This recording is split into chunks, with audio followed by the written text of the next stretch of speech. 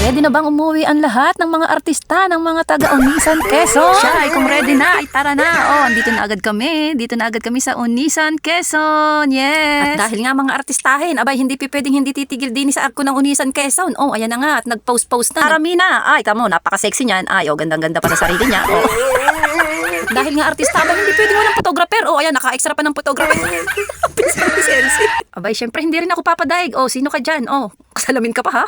At talaga nga namang masasabi mong na andito ka na sa Onisan, Quezon. Kapag nakita mo itong Medicare Center na ito, talaga namang napakatagal na yan. Syempre, hindi ka rin makakaligtas din at wala ka na may bandadaanan kundi dito sa mahabang tulay ng Onisan, Quezon ay talaga namang napakaganda dito. At dito ngay kita ang kagandahan ng karagatan. Oh, sobrang laki na ng tubig. At syempre, ay dito na ang welcome to Onisan, Quezon. I love Onisan. I miss you, Onisan. At dito nga kami dumiretso sa Pitogo, Quezon. Ayan na, at nananakbo na si Aramina. Oh, sayan-sayat, nakauwi na naman ng Quezon.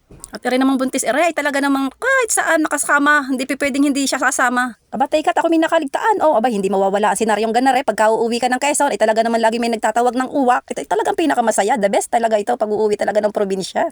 Siya, hanggang dito na lang muna ang video nga ito. At talaga namang napakahaba pa ng video. Marami pa. Bye-bye!